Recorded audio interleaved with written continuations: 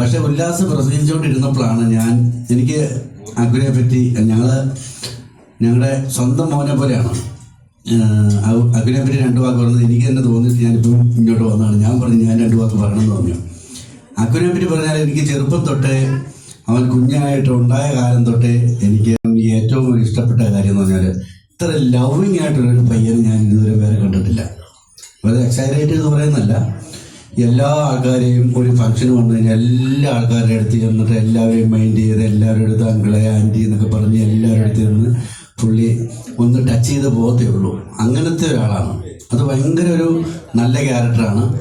ഇന്നത്തെ കാലത്ത് കുട്ടികളിൽ കാണാതെയാണ്. ഏതെങ്കിലും ഒരു സൈഡിൽ കുറേ ഫ്രണ്ട്സൊക്കെ ആയിട്ട് ഒരുമിച്ച്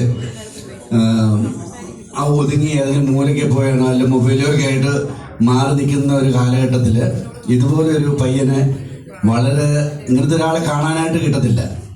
അതുപോലെ തന്നെ ക്യാരക്ടർ വൈസ് ആണെങ്കിലും ഞങ്ങൾ ചെറുപ്പത്തിൽ വിളിച്ചോണ്ട് ഇവൻ്റെ ഇപ്പോഴത്തെ ഹെയർ സ്റ്റൈൽ അല്ലായിരുന്നു.